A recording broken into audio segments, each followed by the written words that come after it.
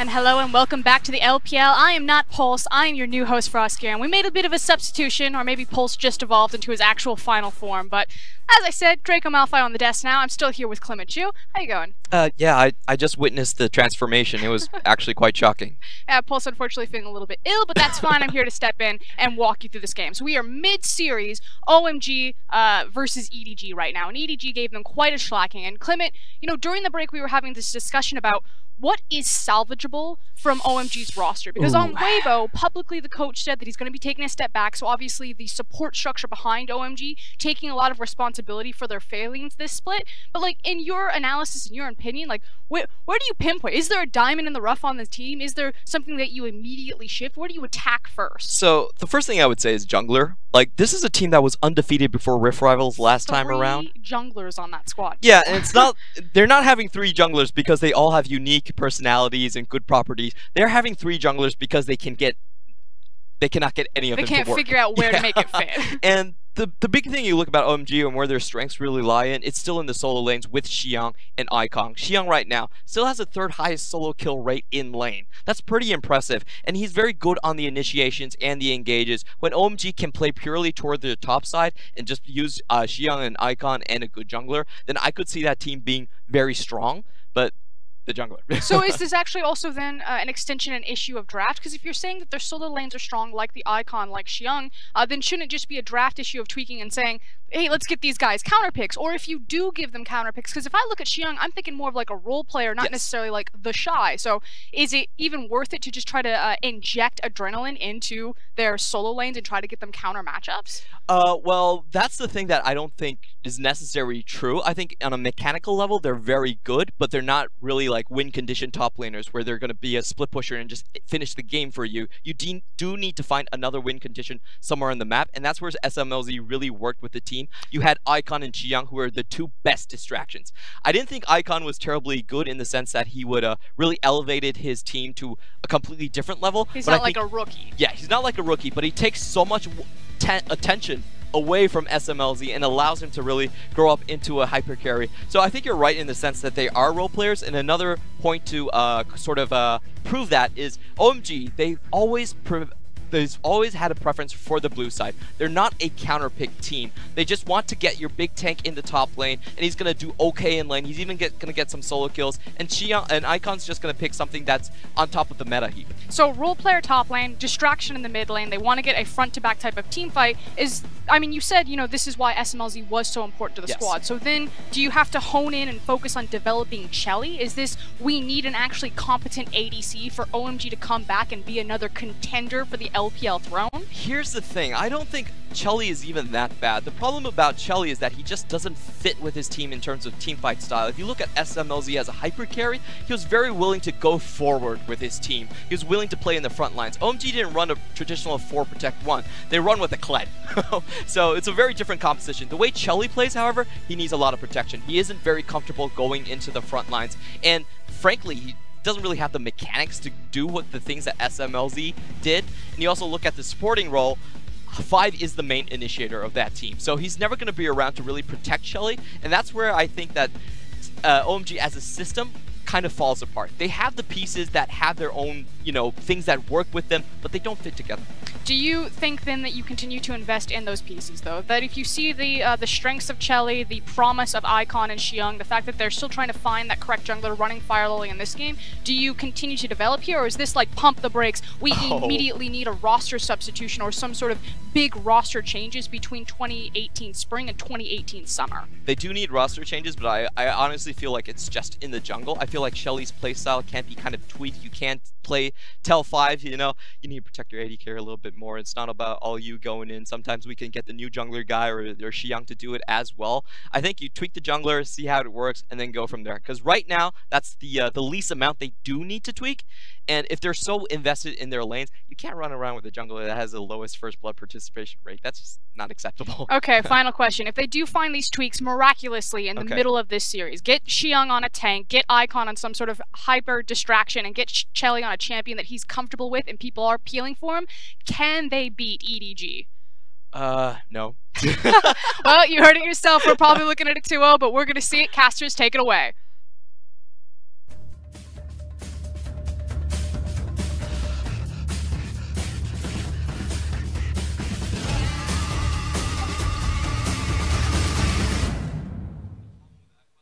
don't understand. Those are all the fixes that OMG need to make. Why can't they beat EDG if they make all the fixes? Because EDG is a very good team.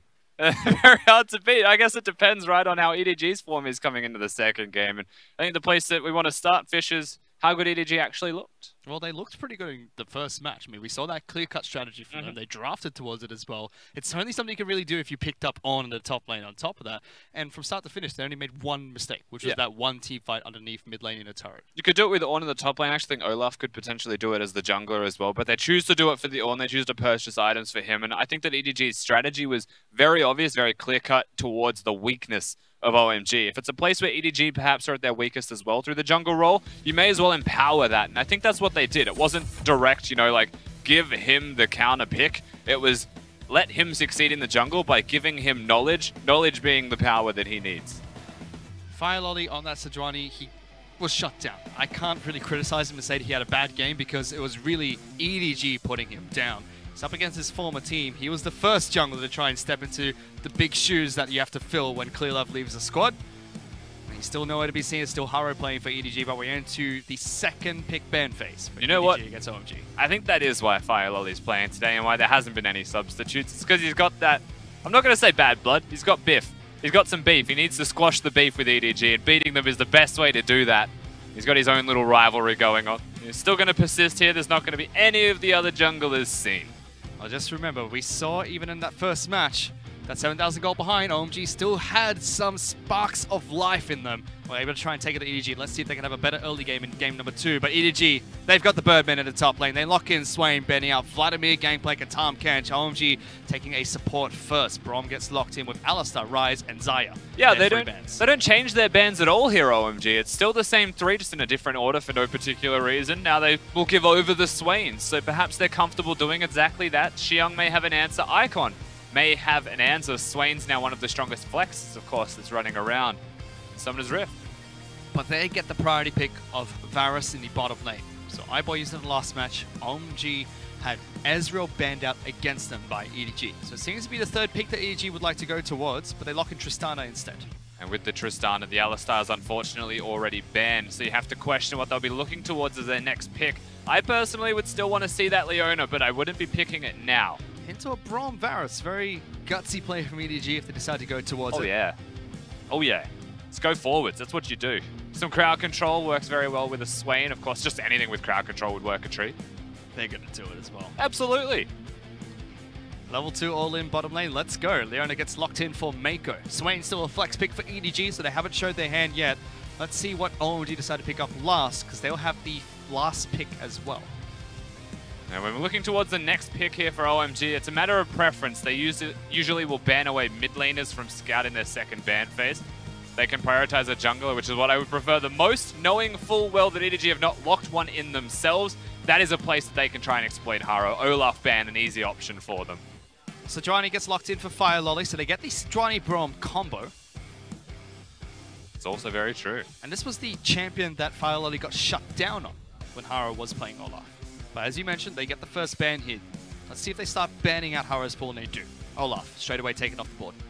Now, the Olaf ban is expected. Looking towards the side of EDG, when they've got to pick a couple of roles themselves. Deny what from them? Perhaps you would deny mid laners, something like the Azir and the Cassiopeia, the expected. With the Ryze already removed, the Vladimir already gone, and the Swain locked in.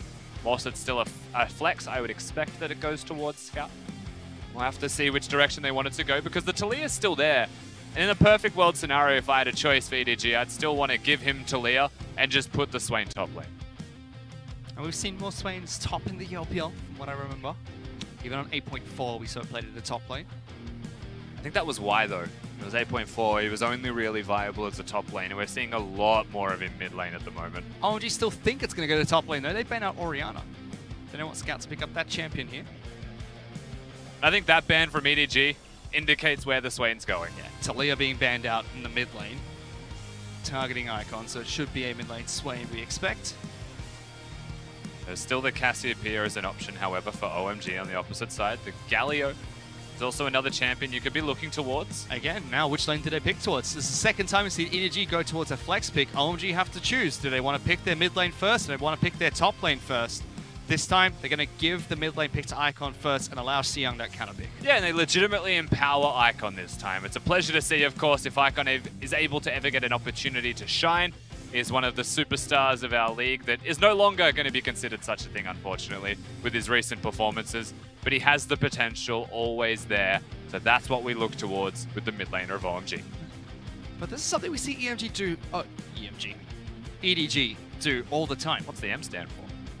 Using their flex picks whenever they're on blue side. It's very rare that a team on red side against EDG get double counter pick into the solo lanes. That's true. I don't think EDG are too concerned about this. OMG on the opposite side as well. I mean, it depends where your priorities lie, right? If you're EDG, it seems like their priority lies more with the compositional choices, and Ray, who seems to always get that counter pick as a top laner. But this time around, being on the blue side, he doesn't even get that option. So he's going to go towards Na, which is your safe pick. Yep. It's pretty much uncontested. Everything can be picked into it if you'd like. There are soft counters, there are hard counters, but the hard counters aren't meta. This is one of those options that can do very well into you, especially in mini form. So Na gets picked up in the top lane for Ray. That means Scout will play Swain. The pickup for Seyoung into Na is going to be Camille in the top lane. And I don't think you need an expert to tell you what EDG's composition is good at. It's pretty much just putting your face in it. It's going forwards, jumping in, using the Zac Elastic Slingshot, the Mega Na, the Leona ultimate, as well as the Swain, especially in ult form, just running forwards and being a powerhouse composition. The early game is very important for that fact, getting themselves snowballed, and the Tristana is mobile enough to compensate. They have a very strong bottom lane for that early game advantage, and Tristana does scale well. But do you really want to run headfirst into a Cassiopeia, Braum, and Sejuani? It's not the best case scenario, that's for certain. However, that's why the early game is so important here. If EDG are able to snowball, then the Zac going forwards is never really a dangerous thing. It's not super risky. He can ult back out to safety. They can get their opportunities. I think that OMG's best case scenario with their full Finnish team composition as well as the Cassiopeia protecting the Varus. They want to play front to back. And yes, EDG may be making the risk of going forwards and trying to engage on that front to back composition, but with the amount of crowd control they have, the range with which they can use that crowd control, I think it still makes it hard for OMG to execute. Well, we heard from the desk earlier. It seems like Chelly's playstyle is that front to back. He wants to play a little bit safer. He has the Braum to protect him. Varus has a lot of crowd control. Cassiopeia is really well known for stopping those diving team compositions. Potentially, they could be drafting around him in the bottom lane. Potentially, they could try and have a better early game now that there's no Olaf for Howard to run around with and shut down Fire Lolly. That may be the place that they actually look towards here from OMG's side as well. You mentioned the bottom lane. A Braum Sejuani is a dangerous combo at level 2. It gets even more dangerous at level 6 when a Varus gets the ultimate there as well to actually start it all off. That's probably where we're going to have to look at the action as soon as we get onto Summoner's Rift. Tristana, as well as Leona. We've already seen the Tristana Alistar combos. This one has a much bigger punch. And it's OMG do or die once again. It's a match point for EDG. Let's get onto the Rift for game number 2.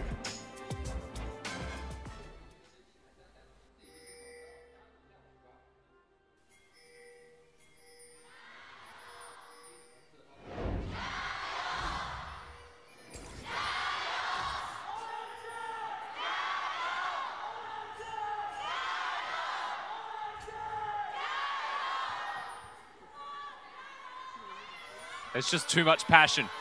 Listen. Oi. Calm down. Nah, you're all right. You're all right. I like the passion. Keep it going. All right, Fish, we're on. Every single time there's an EDG game, there's always people cheering for Mako. After they do all their team chants, it's always Mako.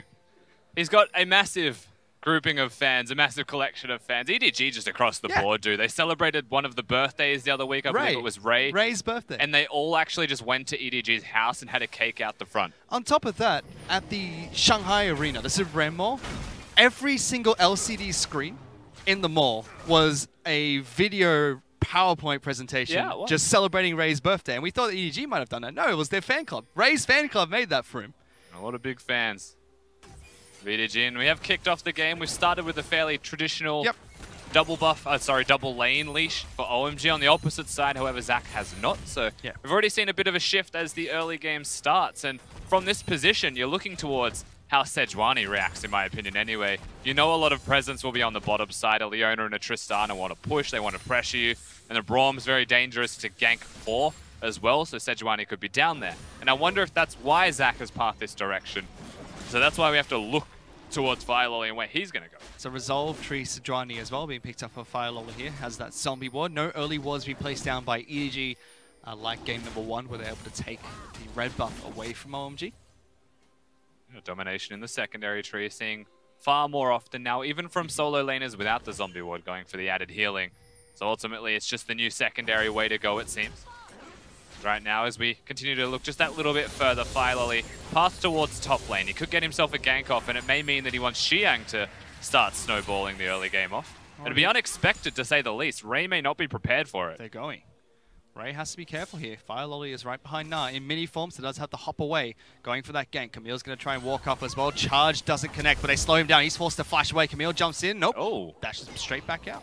The pump fake this time around from Xiang. Ray has to use the flash. I think the biggest part there of that trade, very good from OMG, I might add, before we talk about it in detail, is that the jump, the dash rather, from Sejuani cancels jumps. That's why there was so much respect from Ray. The reason he flashes is because he couldn't jump to safety, he couldn't jump far enough, and then the flail, the W rather, was about to lock him down. So chooses to be safe, chooses to keep his health there. It is a potion advantage for the Camille. But Ray, he's had enough of your jungling antics, FlyLolly.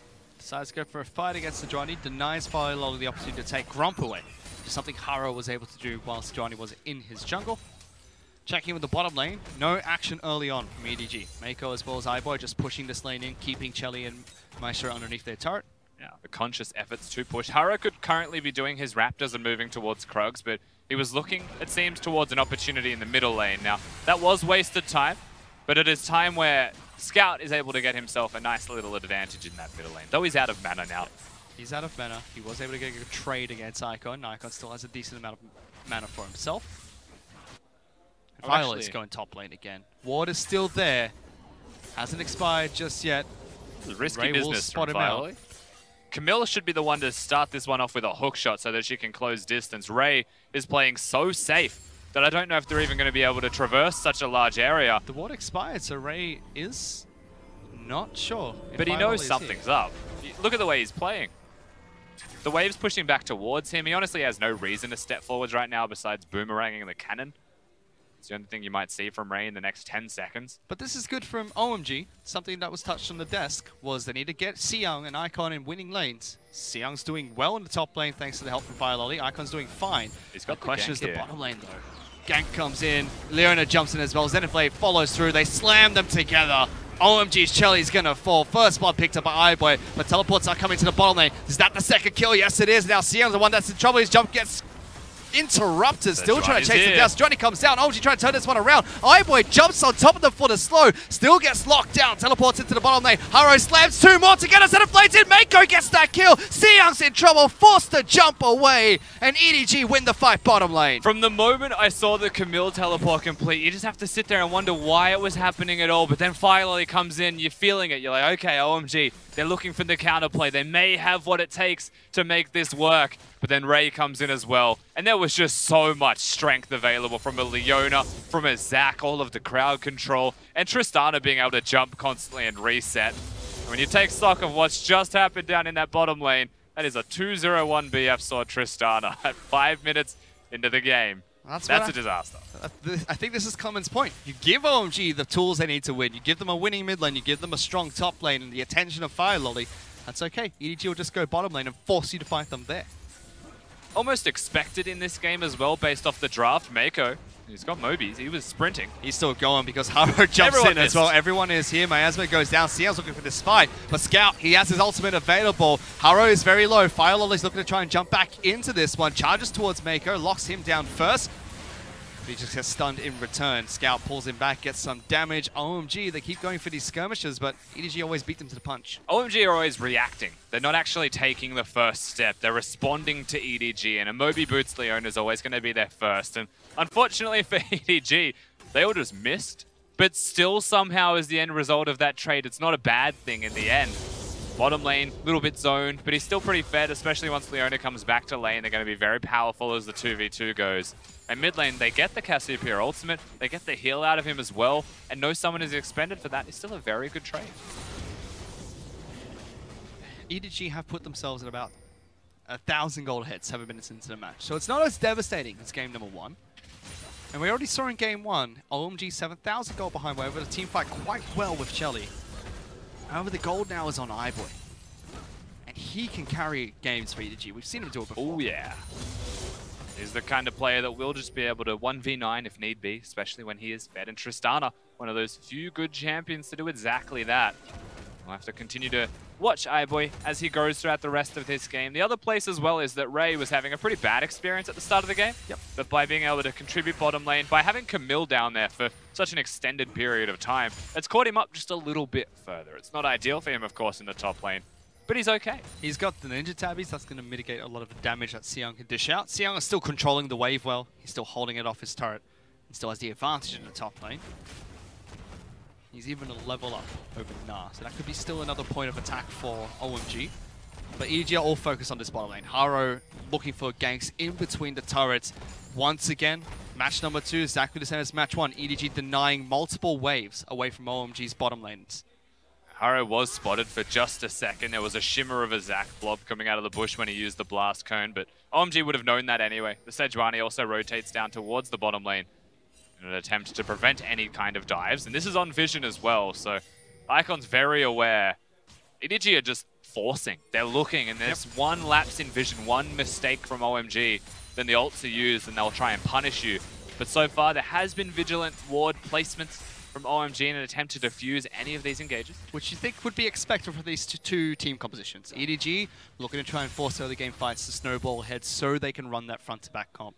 OMG trying to scale it up, trying to wait for a big team fight later on, warding out to spot them and to stop them from doing that. However, EDG have been successful so far, but is it going to be enough? OMG look like they're in a fairly comfortable spot still. They are. They're still trying to get towards the level 6 point, particularly for their jungler. However, this is the second game in a row now between these teams where Haro's had an experienced lead, so you're starting to see the spillover effect of that. We're waiting for level 6 where perhaps OMG can make the play. Which Icon has already ticked over to. He's level 8, so is Scout in the mid lane. Seong's done the exact same thing. FLICKR now has his ultimate available, and so does the bottom lane duo for OMG. So this is where things can get really volatile. If they get volatile, if it's actually going to happen, then this is one of the few ways that we can see that start to happen, is FLICKR playing around the middle lane, but also playing around the bottom lane. I have very low expectations of him being able to do something successfully top right now, just because no one is recalled. They've got a lot of money that they would be wanting to spend with a lot of items on the back burner, so both of them should be, respectively, of course, playing very passively in an attempt to just get some control. Ray is zoning himself, so I'd still be looking towards elsewhere on the map. So both top lane and bottom lane are pushing for EDG in two different ways. EDG are winning the bottom lane, so they're able to push it into the turret against Chelly, whereas Ray is being zoned. Seong is technically winning that matchup. Only mid lane is pushing back in for OMG at the moment. Bottom lane is where we're going to be looking at, because even if Haro is not here, even if Ray and Scout are not here, that's a level 6 Leona and a BF sword advantage to Tristana. At any point in time, they can just pull the trigger and try and take down Chelly. They can try, yeah. I just don't know how easy that's going to be. Maestro having both summoners, having the door, having, you know, the ultimate as well available. Even Guardian as his keystone of choice. I don't know if they'd have enough raw damage in a 2v2 to be able to secure a kill at all. But they could try and force it to get summoners out and then go for a re-engage afterwards. But we are seeing Haro here already, acknowledging that it may require a third person.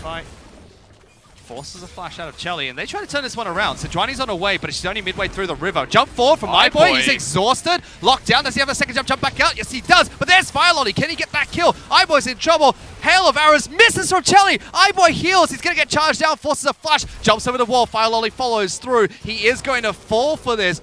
Big mistake from EDG's bottom lane. And exactly what we were just talking about. They don't have enough. If the Zac slingshot is going to miss, Leona's not going to be able to follow up. To be fair, I would credit so much of that to Maestro, and I hope we get to see a replay of it because his ultimate was picture perfect.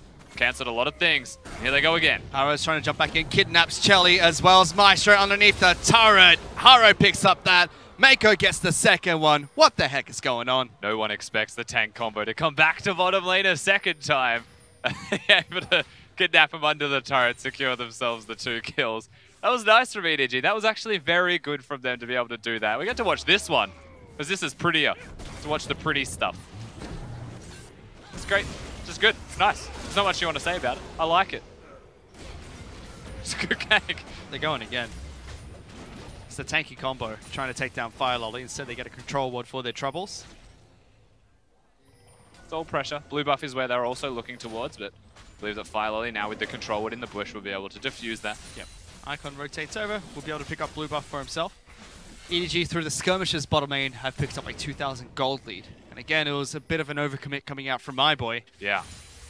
But Chelly doesn't get the kill. It went over towards Fire Lolly. Missed his hail of arrows. That should have been a secure coming out from Varus. Yeah, iBoy did live for a very extended period of time as well, so I think he was pretty close to not even getting the assist, Chelly, ultimately, with how long he lived for. But for what it's worth there, I mean, iBoy, I don't think he overextended himself. I think he was a trust fall with the rest of his team, and the reason that he died was because of how well Maestro played it. So that's where I don't discredit iBoy for the way he played that, and I actually just credit OMG's support. He cancelled every gap closer that was going to close distance to be on top of Varus. The only one that got through was a Tristana, and he was so far out of position. EDG looking to try and force their way into the bottom lane again. Teleport wards are in place. There's the teleport ward, drops it down and says, you know what, I'm just going to run straight at you. Exactly how EDG's team composition is designed. It's a mini form now, but it doesn't matter too much because they split apart AD carry and support. Chelly gets jumped on by Haro, slams him into the turret. That's got to hurt. iBoy gets that first kill. Ray's looking for the second. They get it. Clean execution of the dive bottom lane. That was so simple from EDG. It almost felt like it was too easy from them. They time it to perfection. Mako runs in with his mobility boots, Leona places a teleport ward, and immediately, just like that, teleports in. They secure the kills. Fire Lolly needs to be a little bit careful here. They're trying to trade, but they are so far behind tempo that it's a trade down at best. They might get themselves top lane if they can. Cover the nameplates of EDG. This is Season 2 Moscow 5. Just run straight at the opposite team. Disregard turrets. Disregard champions and kill everyone in sight. It's given them 7-1 in terms of kills. They're 4,000 gold up. They pick up Mountain Dragon again. OMG do respond to get a Rift Herald for themselves. And he won't actually get the turret. It's going to take it way too long to secure that one. The reason for this is that Xiang spent so much time zoning and not a lot of time pushing. So that was his first real attempt at a major or significant push. By that, won't get himself to structure, won't be able to help OMG trade any further. So it's just a free turret, 1-0. It's given him a level advantage over Ray, but that's it. Although, yes, he's 20 CS up, Ray has a kill. So that's going to negate the gold difference, as well as the structures that have been taken out by EDG already. Yeah, with that lead, you'd expect Xiang to contribute to the team, though, especially once his teleport is available, but he's already being pressured. EDG are always the first to rotate, especially when they had control of bottom. And now you just look towards Haro. Once he makes his way up here as well, accelerates the push further. Even then, the fact that Haro's just near the blue buff, he's invisible to the map. Xiang has to assume such a thing. So they just pretty much control the map. And you normally think that Tristana's a weak mid-game because she has to try and get that Infinity Edge, try and get the first Zeal item complete. Whereas Chelly on the Gwynce's Rage Blade, once that item is complete, it's going to look good. But it's IE Zeal to Gwynce's. There is a Herald though. And OMG are looking to try and push through bottom lane. This is good from OMG. They're making the proactive play. They're not just trading this time, but they're looking towards trading up. Ray cannot defend this right now until he hits Mega at the very least. Otherwise, he is susceptible to immediate death from a Sejuani. Rotations are coming down. Leona's making her way through. Haro is trying to cheat down as well. But good play from OMG, as you mentioned. They get 2 turrets for the trade of 1 on the top lane. Brings the gold lead back slightly. It completely upsets the balance here for EDG as well. They had control of the map. They were looking towards a lane swap, perhaps force OMG to that side of the map as well, or force them to trade down with like a 20-odd second disadvantage in timing. But it didn't matter in the end because the Herald was used effectively. And that's what you want to see from Herald. It's what you want to see from OMG as a team, to be able to make plays like that to keep them in it. EDG are still looking to try and go towards the mid lane, take down the final outer turret. Icon gets some good damage off the Scout here. Locks him down with the Miasma. Scout's gone for the Abyssal Mask first, recognizing that Icon will have a lot of magic damage in this match, even Mercury Thread's being picked up. Of course, as he should go towards the Abyssal Mask. Of course, when you look at the matchup between the mid laners, it's pretty difficult to lock down the Cassiopeia, especially if she hits you with the Q. The poison means that she gets that move speed. Swain's crowd control is very slow, it's lumbering, it's predictable. It's gonna get you, so you just move out of the way very quickly as Cassiopeia. They're parking Scout on the top side of the map at the moment. Ray is currently in the bottom lane. Both of these champions have teleport. Currently, Ray does not, though. So there is a window of opportunity for OMG if they wanted to utilize that. Xiang also on the top side of the map. And in fact, by sending Icon bottom, they leave themselves vulnerable to this. Yep. They're going to try and push down mid lane outer. He's still visible. So Tristana with 2 items. With her E, the satchel charge, takes down turrets fairly quickly. They don't have to take it down in one push. They can slowly chip away at this turret. Icon is rotating over. On the way, pings come out from EDG, and everyone is starting to group up in this mid lane. And OMG have to be here to defend this next wave as it crashes. It's a cannon wave. EDG have got the pressure. Swain's got 5 stacks on his passive as well, so the ultimate can be blown up immediately for the maximum damage. There's a lot of threat. OMG respect that threat, as they should. They move Scout away from the mid lane once again. He's moving down into the bottom side of the map to continue pushing and splitting apart OMG. The more EDG can do this, the less effective OMG are, because they only have 1 teleport. And that's interesting. At 17 minutes into the game, Scout decides to go towards the Tear of the Goddess. That's not something you would often see. It's quite late. It's usually a rushed item, but there was a conversation recently where Froggen said it takes 8 minutes to stack the Tear up to be completed once you have the Archangels done. So that's not that long of a duration. As long as you're rushing, the Archangel Staff is your next item. It's okay.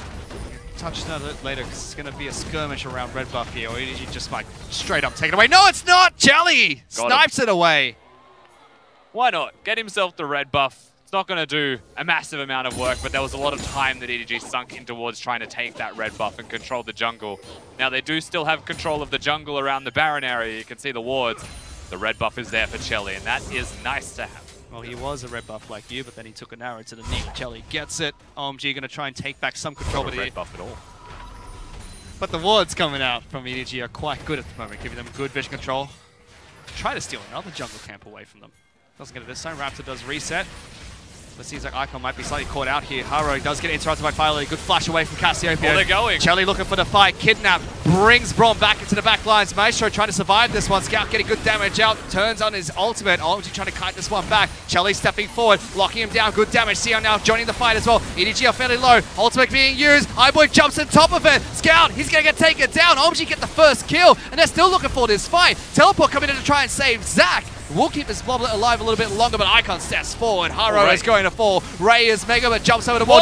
Big! Nah! All 4 of them get knocked backwards. Double kill still being picked up by Icon. iBoy hops away. Heal is being used by Cassiopeia. And despite the fact that EDG are ahead, it's still such a close fight. Siak's not done yet. Chasing down to Tristana. You have no mana! You have no mana, iBoy! You cannot escape from Cassiopeia! OMG win a team fight almost very comprehensively if it wasn't for Ray. The Miracle Gnar ultimate keeps the minute, and suddenly OMG in the middle of the lane, the next place that EDG would have gone to break open the entire game.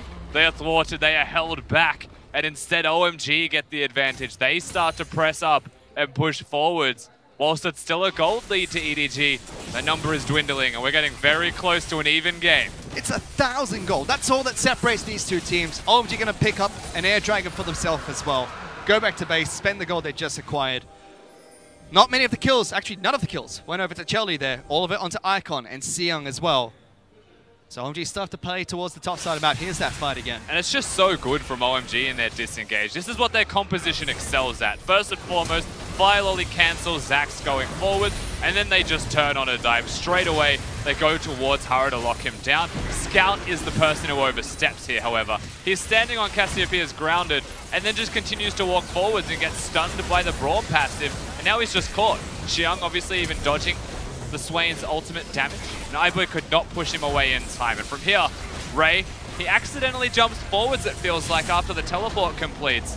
And then he's caught, but he's not caught. Wait, he's got a massive ultimate. He'll get 1 kill, and then also the reset for iBoy. It looks like he's about to get out. Ooh. It was very close. Was seconds away from that second jump not connecting thanks to the miasma from Icon as well. But watching Chelly that entire fight, he played so safe. And OMG actually played around him. Haro's re-initiation, Chelly was nowhere close to Zach. And Zach has a ton of range for the initiation. I also remember at the end of that fight, Icon still had full resources available. There was nothing locking him down either. We saw this in game 1, to be fair. EDG weren't playing around killing the carries. They were playing around killing the tanks before their tanks die. But the compositions in this second game are a little bit less oriented towards that. Yet the play hasn't changed. Remember what happened in game number 1? OMG, 7,000 gold behind, still looked like they could try and take fights to EDG. They were nowhere close to what a 7,000 gold lead should look like. And this is EDG. This is the team that against Invictus Gaming, 10,000 gold behind, can win 5-on-5 fights. They are looking for a giant flank here. There is a Leona and a Na running in tandem down the river. Good moves by OMG, moving down towards Dragon instead. Maestro is the first target, but here comes Scout. Gets the flank, locks down Chelly. That's a big flank from Scout. Uses ultimate as well. They kill Mako, but will they lose their AD carry? iBoy jumps on top and he's dead! Double kill being picked up by Icon. Sion locks down Scout. There is no blast code for you. Another kill for OMG. Haro's gonna fall as well, trying to get away, but there is no escape from the OMG train. And only Ray alive from EDG, and OMG with complete control. They've got a Cassiopeia, they've got a Camille. They can go straight over the Baron buff if they'd like as well. And suddenly this game that was just put it even is about to blow wide open for OMG. There were warning signs in game number 1 for EDG, and they have not respected them so far in game 2. Ray has to be a hero, but he's about to be Mini. I don't think he's going to... Actually, he is looking. He is looking. Fire Lolly and Xiang are fairly low. Icon does do a lot of damage to Baron. Can Ray look for a miracle steal somehow? They jump it back on towards him. Smite is available for Fire Lolly. Here. Fire Lolly dies! Oh no! It's going low. Do they get it? They do not. Xiang still gets it. Leona looking to try and lock down Icon. Ray tags it with the boomerang. Xenoblade comes forward as well. Icon is not long for this world. Trying to stay alive as long as he can. Kiting away from this. But it's going to be a kill going over towards Ray. Scouts hunting. And they're trying to lock down Sion. Oh no, trying to take him down, getting good damage now. Ramazzock gets used well. Sion trying to run away. Is he fast enough? Hail Arrows from Chelly will survive a little bit longer. He gets pulled back into the ultimate. Gets taken down. Force Lightning will get the kill. But I think Chelly respawned just as the Baron buff was secured, so they still have one. EDG, however, all of these kills, all of this control, and what was meant to just be a Baron buff and get out. Their jungler dies to the buff. They all die, and now the pressure is mid lane. There was no miracle steal from Ray, but he was the hero that EDG needed right there and then, delaying them long enough to get the picks. Haro's even jumping in. They've got an inhibitor turret. Chelly is the key carry to look out for. He's trying to cut this one behind the Braum door. iBoy's jumped a little bit far forward. OMG are able to repel them away from the inhibitor there. Scout is still split pushing on the top side of the map. And just like that, EDG take a commanding gold lead once again, 4,000 gold up. It makes it very difficult for OMG to utilize the Baron buff effectively unless they get a team fight in the next few seconds. There's 2 minutes left on the buff. They can run straight down mid lane if they would like, but firstly they've got to clear not just 1 wave, but 2 waves. They've got to deal with bottom in a minute as well. So you can't help but feel like perhaps that's all they're going to get now is a defense, reset of the minion waves, and 1 more opportunity to team fight. Because EDG's turnaround of pressure just then was immaculate. Certainly was, and team fights, you have to think EDG, they're going to keep forcing these fights. Follow the gold for OMG. Sitting on carries like Sion, sitting on Icon, who is good at repelling the initiations. And Fire Lolly and Maestro have been playing so well to cancel those gap closes that come out from EDG. Fire Lolly's been playing okay up until the Baron. He was actually playing quite well. Again, the goals of OMG were very well defined. The way they played around those were also very notably seen. But all it takes is that 1 mistake. We've mentioned this already, the vision that was in place. All of these things, the setup for OMG is so necessary. If they don't see where the Zack's jumping from, if they don't see Mako before he gets the ultimate off, then they could lose the team fight outright. And they've been holding on so well, controlling all of that so well. And it's just that they die at the Baron that completely unfolds all of the hard work. Still have a minute of Baron to work with. They might be able to get a turret. In fact, maybe a pick on Ray. There are a lot of members of OMG on the top side of the map, and Ray is stuck underneath an outer turret. Now going to recall. Yeah, chooses not to go near the turret. If they wanted to dive in, they'd have to run through it. He would see it coming, and he also extends the distance they'd have to cover for the chase on him and enables his recall. If he wants it now, he needs to not reveal himself right now. He needs to stay in that bush, hide, which he will do, and OMG walk straight past him. Not too sure why he even cancelled the recall. I would imagine it's because he wants to 1v1 Chelly. There's a 0-4 Varus that you might be able to take down. Not even sure that he could, to be fair. But like ships in the night that just pass by, knowing that they're next to each other. EDG trying to make a rotation to pick off Sion. Sion very respectful towards that, backs all the way to his turret. So no pick to EDG, but OMG trying to lock down Ray top side of the map. Does have flash of Rebel, wins it, Spy locks him down. Braum Sejuani combo too strong. Inner turret now under siege. And just like we thought, again, Ray, this is not the first time he has done this. It happened in the first game against OMG. He's caught trying to defend top lane against a Braum Varus Sejuani. The second he exists, they're just going to throw everything at him and he will die. He is not a tanky Gnar by any means. In fact, he's going towards a Zeal 3rd item. So he needs to respect that a little bit more. If your team's at the Mountain Drake, the inner turret isn't the be-all end-all. It's not an inhib. But now it's 19 seconds with him dead, and OMG still push forwards. OMG are technically still 4,000 gold behind, so have to be careful if they go for a fight here. They haven't bought yet. But if they're able to take down this turret, go back to base, it's going to be an even match. Xiang, though, is looking for a deep flank. Hara's going to try and spot him out. Last cone gets used, getting back to safety. And Xiang is an ever-present threat right now. If he is missing, he's got the capabilities of assassinating anybody that disappears into a jungle camp, such as what iBoy is doing right now. Of course, they knew where he was, so he is safe at the moment. But level 15, almost 3-item Camille. The Trinity Force is there. The Sterix Gauge is there. He can destroy your health. And he's been playing team fights as well. We know Camille is a split pusher and the LPL is used sometimes as a team fighter, and Xiang's been doing it effectively. Xiang is the facilitator, he is the team fighter as well in terms of play styles, and he's built himself itemization towards that, going for the Sterix, and it could be the Titanic Hydra third, yes. That's good for wave clear, it's good for split pushing and accelerating that. Ravenous Hydra is the split pushing build, however. If he's going to commit to those team fights, it should be Titanic. And every single time we watch him in the bottom lane or top lane, late game, he's very respectful right there. Backing away before Haro can get a chance to get in range to close the gap and try and get a pick there. I mean, he's also 2 levels ahead of Ray. Yeah. He could 1v1 pretty much everybody on the map besides maybe Scout, and that's just because he can't kill Scout. Scary thing for EDG as well is Ray will be going towards the Hurricane, so he's going towards the Mega Gnar build, but he's not going to be very tanky. He has a lot of health, very little resistance at the moment. Frankly, I'm just unsold on this build in general. We see a lot of it, and I'm yet to ever be convinced about if its merits are really valid or not. Like, yes, Hurricane, you can stack Mega Gnar quicker. That's nice to have, especially when you're team fighting, but Gnar's always got that tiredness bar anyway. So for what it's worth, it's not always going to be optimal. We've seen rapid fire cannons as well. From Marin, pretty much the only one who consistently will go towards that over the Hurricane. Again, that's nice. Extra range is good to have, but does that extra range really make the difference in the scope of things?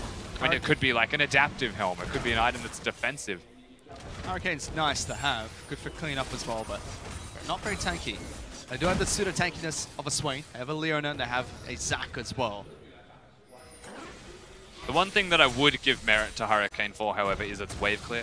But Gnar has the boomerang anyway. He's going to be stacking up to Mega regardless, so I don't know how valid that actually is. Gnar's actually creeping up because Haro's looking for the engage. Maestro disengaging the team, throwing out the ultimate nice and early. Puts up the shield as well, flashing away, trying to stay alive. Shelly looking to try and lock down the rest, but Swain's in the backlines, has all 5 members of OMG locked down, but will he fall? Yes, he does. Icon gets the kill. Haro's trying to go back in, but his passing gets popped. Now Chelly's trying to step back into the fight. iBoy is playing this one nicely, zoning the way, but Xiang flies into the backline, will lock down Ray. He is incredibly squishy. He gets cut down by OMG. Icon is still chasing. Mako gets slowed. iBoy wants to join back in, but he can't. Mako's gonna fall. They trade 1-for-1, but Chelly steps forward and challenges iBoy to a duel. Like the coward he is, he disengages. iBoy is gonna back away. Mako has to sacrifice himself at the end, but this is also with the Baron up and available, and iBoy cannot do what Ray did. Not in this case.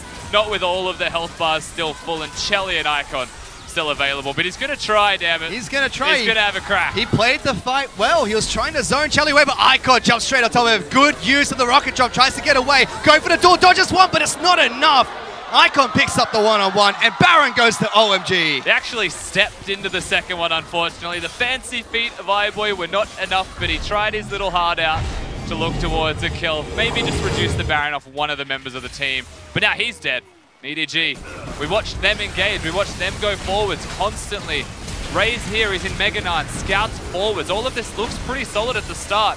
iBoy used the QSS and he used the jump already though, so he's not in the safest position. The ultimate's also gone, and Haro just goes in only to die. Now Ray cancels Xiang's hookshot when he was going towards iBoy. That could have been the fight saver, potentially, but that doesn't mean that iBoy's actually unlocked or enabled to do damage. It just means that iBoy's going to live. He played the front of that fight well, and Chelly positioning really nicely, tagged iBoy with the ultimate as well.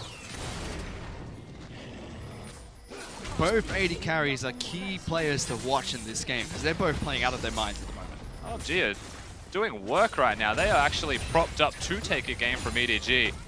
With an exposed inhibitor in the middle lane, however, OMG can't afford to make a mistake. With the Baron buff, they're very much set to succeed and they're looking towards top lane. Top lane's going to fall nice and easy. EDG decide not to go for a last stand there. Inhibitor is open to be taken.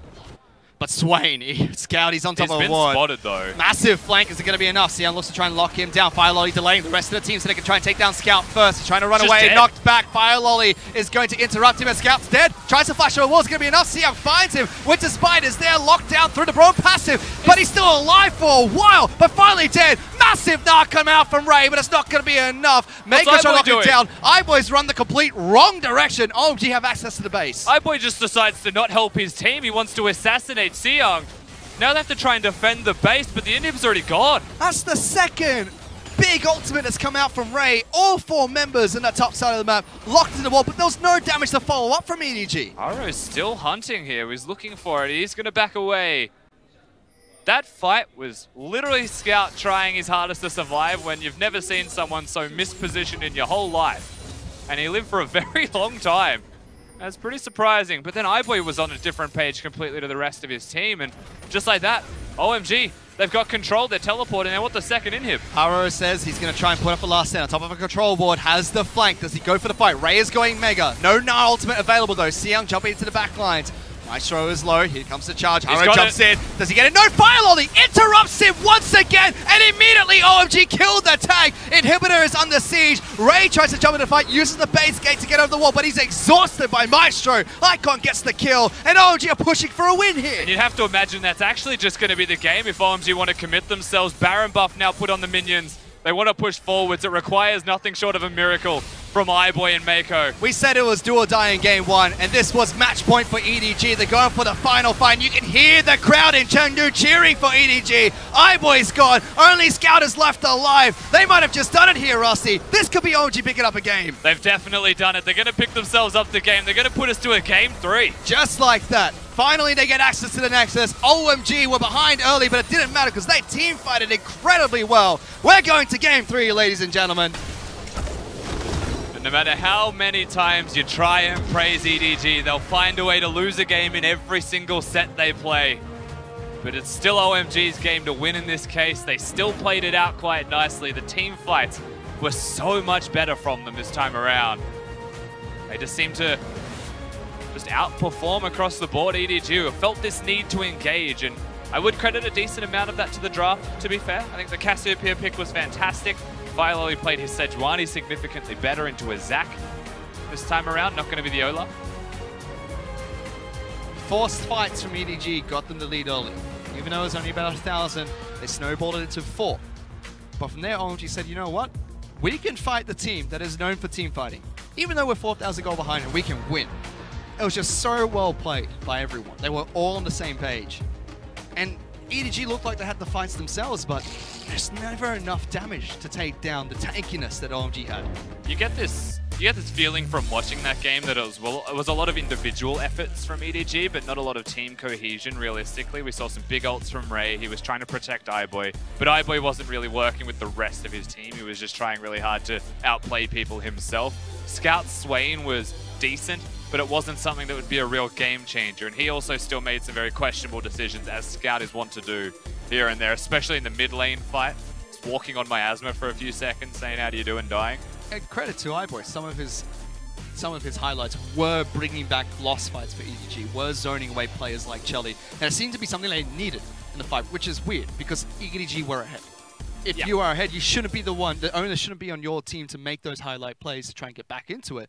And on top of that, iBoy was really their only damage. Scout kept dying right off the bat because OMG would lock him down, disengage from the rest of the team, kill the carry in the mid lane, and then you're only left with iBoy. If it requires something special to even up a fight, then clearly something has gone very wrong if you have a 4,000 gold lead already. And I do think that it was OMG actually reacting to the engages of EDG very well, being very aware of what was going to happen. And that's a Zac slowly slingshotting towards them. That was the go button. That was the counterplay. They just played to what they thought would work, and it very evidently did. And with all of that, it was an action-packed game. There was team fights, it was incredibly bloody, and OMG sent us to game number 3. But first, to break it down, let's send it back to the analyst desk.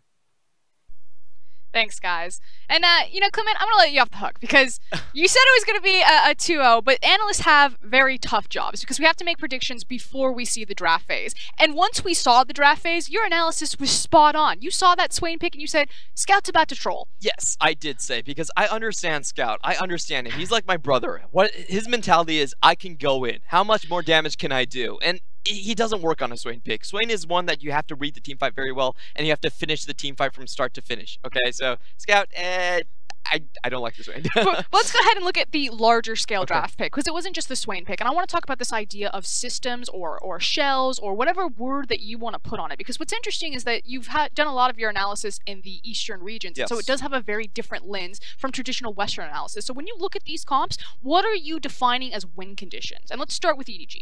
Okay, so for EDG, the interesting thing here is that they first picked the Swain, a very powerful pick on 8.5, but it is countered by what OMG is throwing at in the Cassiopeia. So what EDG really wanted to do with their draft is make sure they can move their pieces towards mid. They have the blue side on the Leona, and we've seen EDG do this a couple times. It's much harder to box in bot lanes from the blue side, so they can move the Leona towards the mid lane, and they also have the Zac to do it. And you're saying that because of the shape of the map, Yes. these blue side picks. So it's easier to gank mid from blue side as a support, and it's harder, or it's easier to box in the bot side. Yes, Okay. exactly. So, And that's... then on OMG's side, we talked about that if you do give them these priority winning matchups, the Xiong, he got the Camille, it's a decent matchup at Jannar if there's jungle attention, and also the Cassiopeia into the Swain. It's not a great matchup for Swain. And you said, would this be enough to get OMG over the line? Yeah, so the big thing about OMG here is that they have side selection in this game, and they actually go out of their trend of picking blue side. They went for the red side, and they double picked, counter-picked for their solo laners here. That's a big change for OMG in the style they play,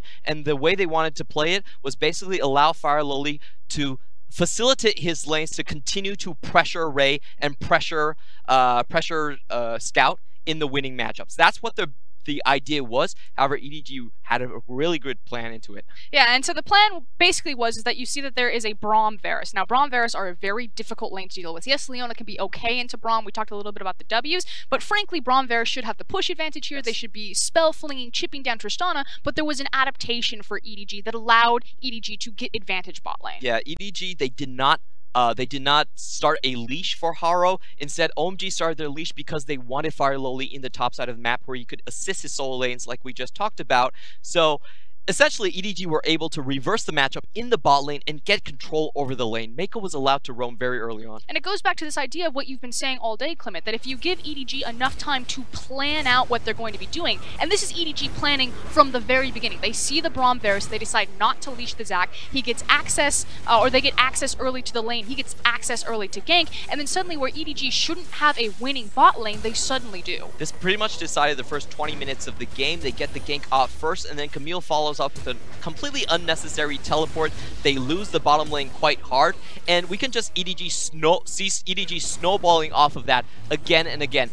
This time again, taking Shelly off guards. They got the eye boy, but the tanks are still there. And you can also see the adaptation, because before EDG went for those bot lane plays, they actually did try to unlock Mako and get him into that mid lane, but was an unsuccessful gank because the CC wasn't lined up very well. Now, where the tables start to turn is suddenly when the 5v5 comes in, and it goes back to the analysis of, can Scout actually play Swain? Is this a champion that suits him and his strengths? And the answer was no. Definitely no. So we can see in the B-roll in the team fights a little bit later on, but Scout is always looking to go in. He doesn't always pick his times opportune. And EDG, this is a great setup. However, they're trying to collapse on 3 sides, and they don't have the coordination to do it. Actually, this time Mako fails a little bit, goes in too deep, too fast, and gets killed instantly by the Camille knockoff. And this is a huge point of comeback for the OMG composition. What this means is EDG as a comp, they can't walk into OMG anymore. They can't win that type of team fight. Yeah, and the issue is that you're trying to walk into Braum and Cassiopeia, which is never going to happen. You then put a Varus next to him. He's got the ability to stop anyone in front of him. So it's not just the responsibility on Scout. Like, Scout's going to be punished when he tries to go for these big flanking plays that you were talking about, but Haro then has so much responsibility that he has to hit that back line. Yes, Haro absolutely needs to get Cassiopeia or Chelly out, kidnap them into the team fight for them to actually win a 5-on-5 engage, and that's what consistently Haro failed to do. It's a very difficult thing, to be honest. You can't be knocked out of your jump just by CC. You're not unstoppable in that phase. So props to Fire Loli props to Maestro right there, but they did it multiple times and they locked down the hero engage. So it was about identity and understanding how you fit and where you work in the composition. Our man of the match does go to Icon for, again, a very backline protected identity from OMG. We asked, would it be enough if you gave these guys counter picks if they would be able to climb over a team like EDG? Well, guess what? We got our answer. He got the Cassiopeia into the Swain, and he punished EDG for it. Yeah, very well done there. And I really want to see more out of OMG like this. They typically are on the blue side, but when they are on the red side, you can see their solo lanes do have that strength to punch above their weight. Well, currently the red side is undefeated in the EU LCS playoffs, and it is very strong in this matchup. So we'll see how this series ends once we come back.